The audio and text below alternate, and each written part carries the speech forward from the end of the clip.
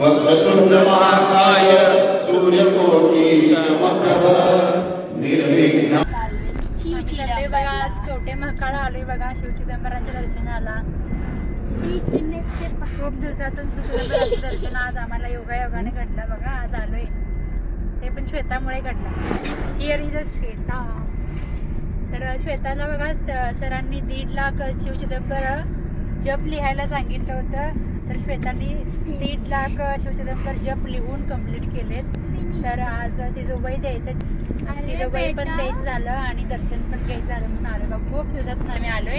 तर चला मंडळी यांच्यासोबत तुम्ही पण चिदंबर स्वामींच्या दर्शनाला.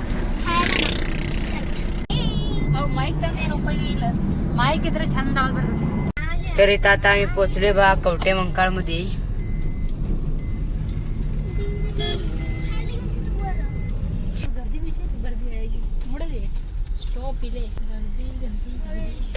इथं काय आत आता गाडी लावायला जागा नाही तर इथंच लावायचं.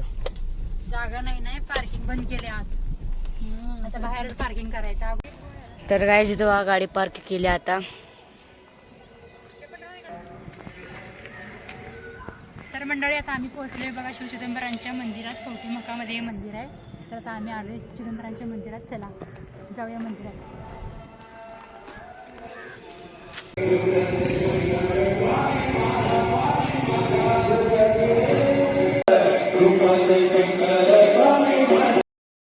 नमस्कार मंडळी, कशा आहात सगळ्या?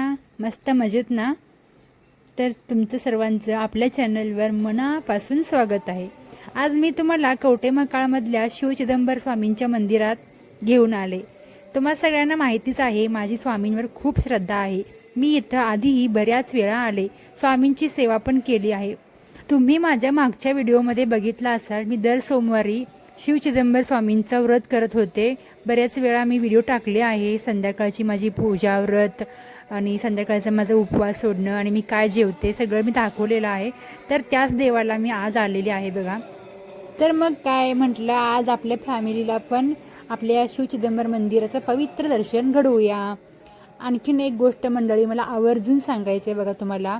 आदरणीय गुरु गोविंद लांबे सरांनी जे काम केले ना ते खरंच खूप मोठं आहे बरं का. तर लांबे सर आहेत मूळचे अहमदनगरचे. तर त्यांनी बघा इकडे जत, कवटे महाकाळ, सांगोला, दरीबळची अशा बऱ्याच गावांमध्ये शिवचिदंबर स्वामींच्या मंदिराच्या शाखा सुरू केल्या. त्यामुळे आज बघा आपल्यासारखे कितीतरी लोकांना स्वामींची भक्ती करता येते. लांबे सरांना मला मनापासून नमस्कार सांगायचा आहे. तर मंडळी बघा ना किती छान योग आला होता. आम्ही मंदिरात पोहोचल्या ना इकडे भजन कीर्तन मस्त असं चालू होतं.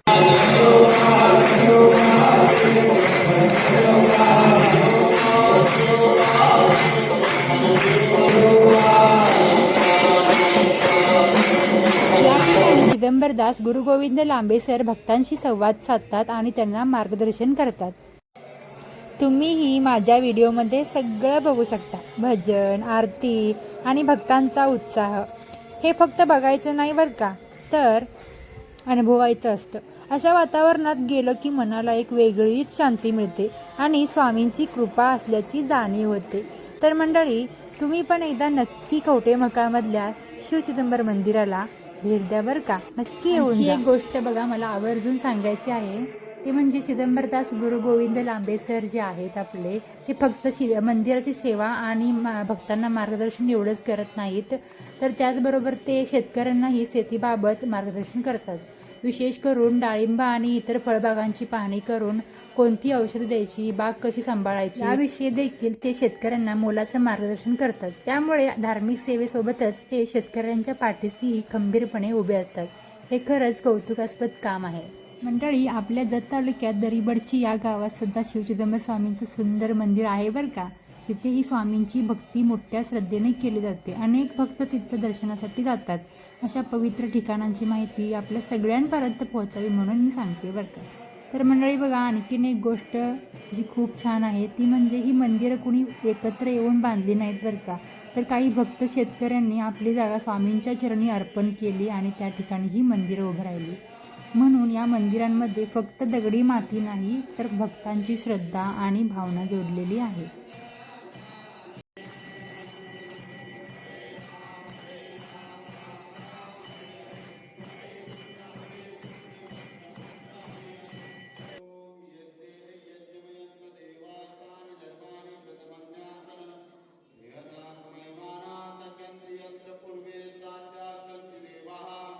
शिवचिदंबर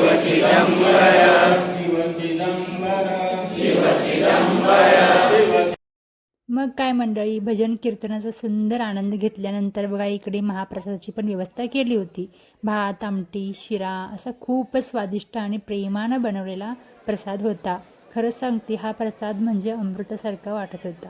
इथे बघा एकीकडे महिलांची आणि दुसरीकडे पुरुषांची पंगत अशी छान व्यवस्था केली होती. सगळे भक्त एकदम असं शिस्तीत शांततेत बसून भक्तिभावाने महाप्रसादाचा लाभ घेत होते. कुठेही गडबड नाही, सगळीकडे एकत्र असं छान वातावरण होतं. मंडळी, महाप्रसादाचा लाभ घेतल्यानंतर बघा आम्ही चिदंबरदास गुरु गोविंद लांबे सरांच्या दर्शनासाठी रांगेत उभे राहिलो होतो आणि आम्हालाही स्वामींच्या कृपेने या मंडळी या. घेण्याचा योग किती आला. दिवसानं आला मग? ही लोक बघा आम्हाला सोडून कवटात फिरून आलेत. आम्हाला देवळात बसवून दरवाजा का फिरायला वर दादापाशी गेलो.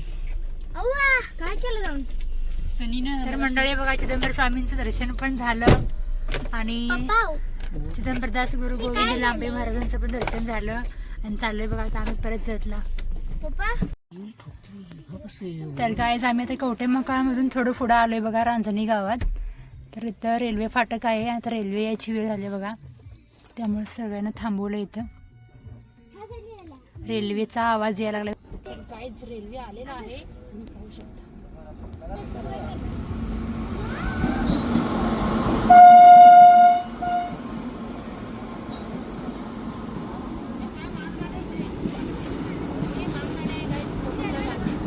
पोपट झाला गायस, पोपट पोपट पोपट झाला, पोपट गायस.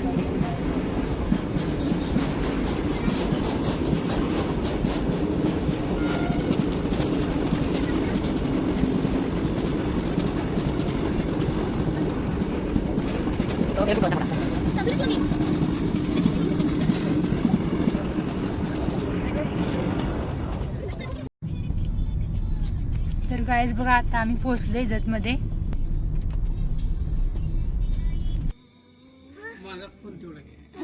तर गाईज बघा इथं वॉटर फिल्टर आहे आणि पाणी भरून घ्यायचं आता. तर गाईज आता आम्ही आलोय आमच्या कॉलनीत. तर गाईज पोहोचलो बघा आता घरी.